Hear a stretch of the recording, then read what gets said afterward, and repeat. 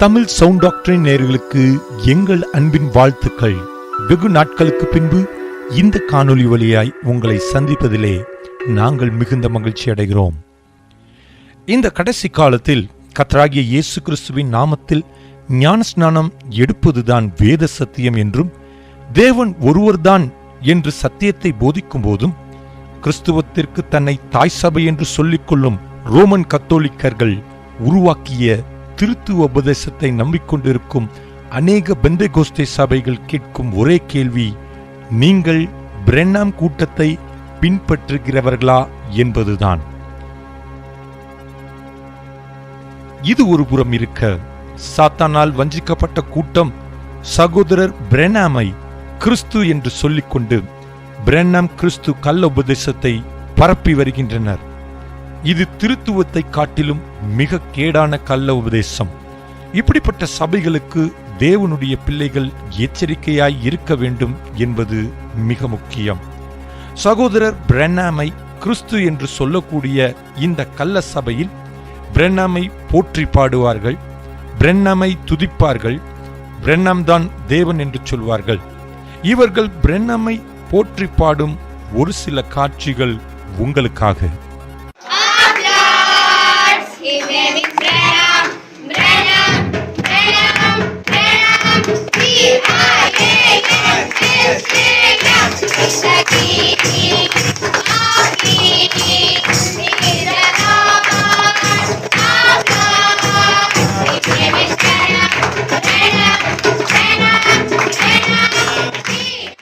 சகோதரர் பிரென்னாமை கிறிஸ்துவாய் வணங்குவார்கள்.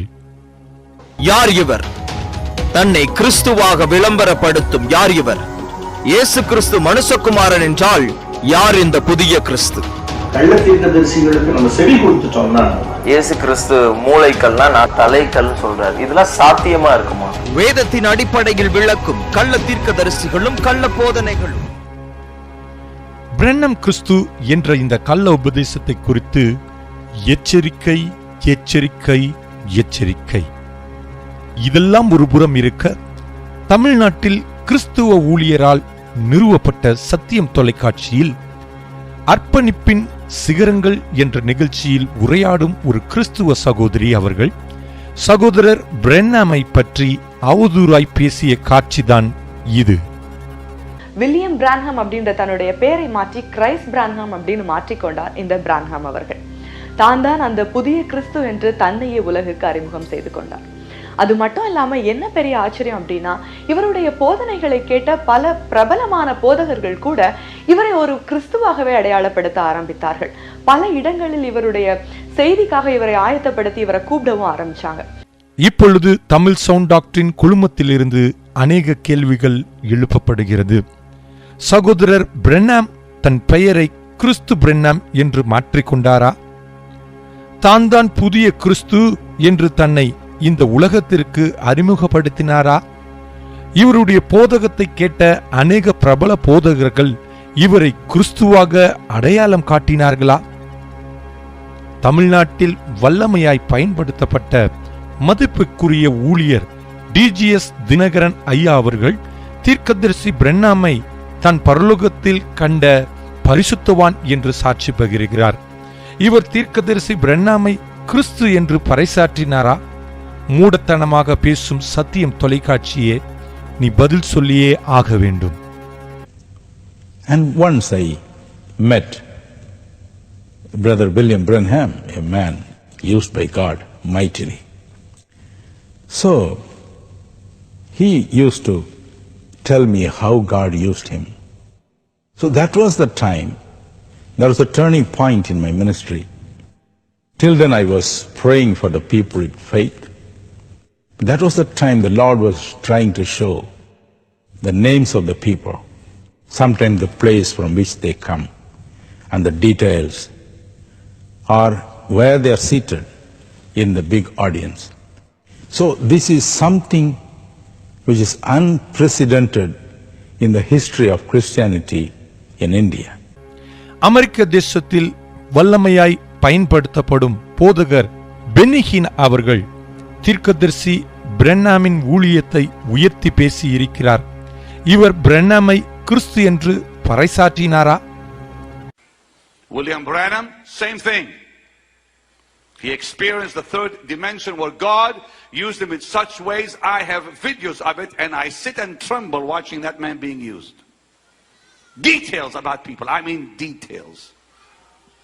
William Branham is his name. William Branham was preaching, my dear, when a halo appeared over his head, preaching in Louisiana. You can look him up on YouTube, it'll shake you up.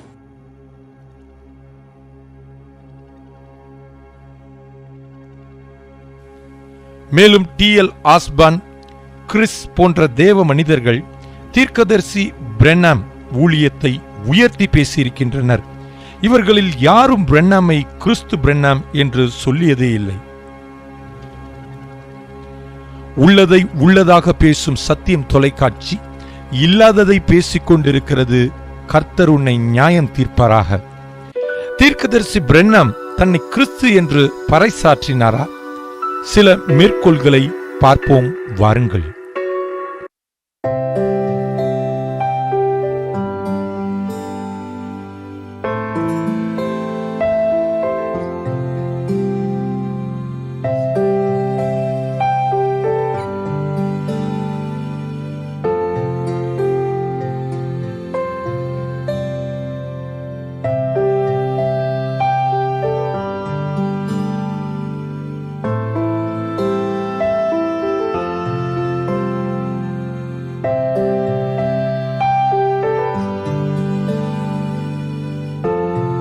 தீர்க்கதரிசி பிரென்னாம் அவர்கள் தன் செய்தியில் தான் ஒரு சாதாரண மனிதன்தான், கிறிஸ்து அல்ல என்று பிரசங்கித்த செய்திகளை நீங்கள் பார்க்கலாம்.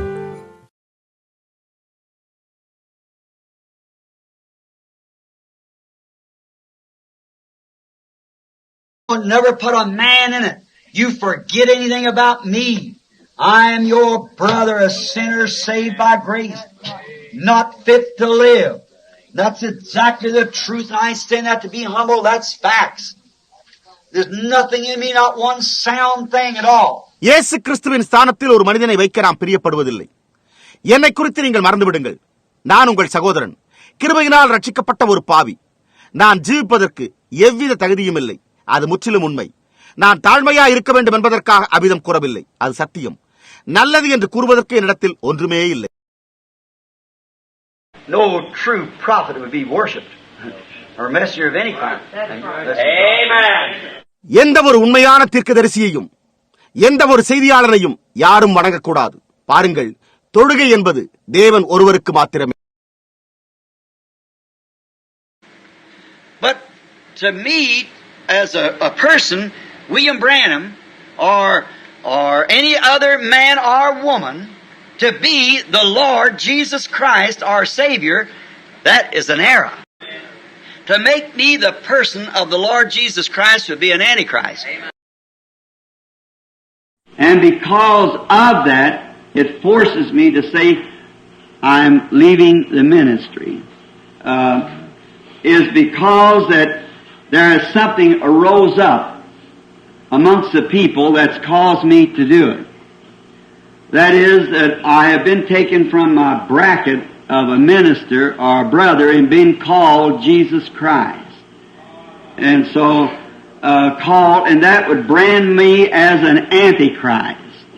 நான் ஊழியத்தை விட்டு விலகுகிறேன் என்று கூறும்படி நிர்பந்தப்படுத்தப்பட்டுள்ளேன். ஏனென்றால் ஜனங்கள் மத்தியில் ஒரு காரியம் எழும்பியுள்ளது. அதுவே நான் அவ்வாறு கூறும்படி செய்திருக்கிறது. அது என்னவெனில், நான் ஊழியக்காரன் அல்லது ஒரு சகோதரன் என்று அழைக்கப்படும் அடைப்புக்குறியிலிருந்து எடுக்கப்பட்டு இயேசு கிறிஸ்து என்று அழைக்கப்படுகிறேன். அவ்விதமாக என்னை அழைப்பது எனக்கு அந்தி கிறிஸ்து என்ற பட்டத்தை சூட்டிவிடும். And I'll meet God as a quitter before I would meet Him as an antichrist to take away from Him. நான் அவரை ஒரு அந்தி கிறிஸ்துவாக சந்தித்து அவரை விட்டு அகற்றப்படுவதற்கு முன்னர் ஊழியத்தை விட்டு விலகி ஓடிப்போனவனாகவே சந்திக்க விரும்புகிறேன். All kinds of letters that's come in the last few days and calls from different places. So, saying that I was Christ.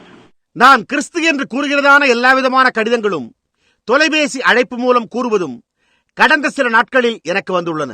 Brethren, that is a horrible, disgraceful, ungodly lie of the devil.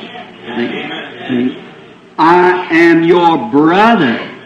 சகோதரரே, அது பிசாசினுடைய பயங்கரமான வெட்கக்கேடான தேவ பக்தியற்ற ஒரு பொய்யாகும். புரிகின்றதா?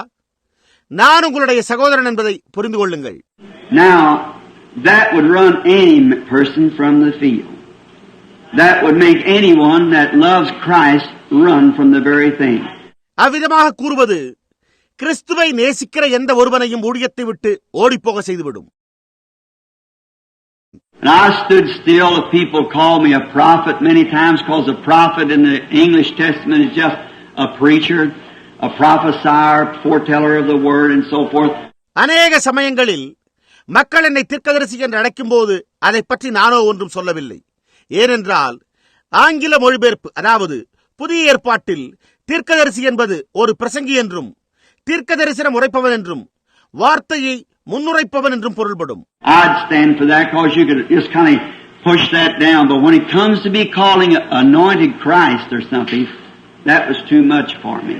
So I just couldn't stand that. அப்படி அழைத்த பொழுது நான் ஓடி போய்விடவில்லை. ஏனென்றால் அதையெல்லாம் நாம் சகித்துக் கொள்ளலாம். ஆனால் அபிஷேகம் பண்ணப்பட்ட கிறிஸ்து என்று அழைக்கப்படும் நிலைக்கு வரும்பொழுது அது என்னால் தாங்கிக் கொள்ள முடியாத காரியமாக இருக்கிறது. எனவே என்னால் அதை சகித்துக் கொள்ள முடியவில்லை. Now remember, I am not Jesus Christ. I am your brother, a sinner saved by grace. I'm like you are. And remember, if you've ever believed me to be a servant of Christ, remember, that is an error. It's falsely, thus saith the Lord. It is wrong, have nothing to do with it. I am your brother. Let us bow our heads. நீங்கள் என்னை விசுவாசிப்பீர்களாயின் நினைவிருக்கட்டும், நீங்கள் என்னை ஒரு கிறிஸ்துவின் ஊழியக்காரன் என்று விசுவாசிப்பீர்களாயின் அப்பொழுது ஞாபகம் இருக்கட்டும், அதென்னவெனில் அப்போதகம் தவறானதாக இருக்கிறது, அது பொய்யானதாக இருக்கிறது. கர்த்தர் உரைக்கிறதாவது அது தவறானதாக இருக்கிறது. அப்படிப்பட்டதோடு எவ்வித சம்பந்தமும் வைத்துக் கொள்ளாதீர்கள். நான் உங்களுடைய சகோதரன். ஆம், சகோதரர் பிரெனாம் அவர்கள் சத்தியத்திற்காக நின்று இயேசுவே தேவன் என்று பிரசங்கித்து தேவனால் வல்லமையாய் பயன்படுத்தப்பட்ட ஒரு தேவ மனிதனாவார். அவர் தன்னை எங்கும் கிறிஸ்து என்று பறைசாற்றியதில்லை. அறிந்து கொள்ளுங்கள், புரிந்து கொள்ளுங்கள். கர்த்தர் உங்களை ஆசீர்வதிப்பாராக.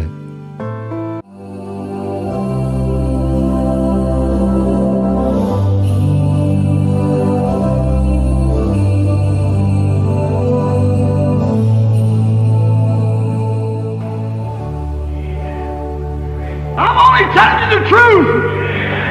Someday you'll catch it. Someday you'll know that I've told you the truth. My voice may be silent. You might be able to silence the body that's speaking, but you'll never silence that voice. It comes from God. They stoned Stephen, but they couldn't stop his message. It'll move on. Them tapes will be played after I'm gone for years.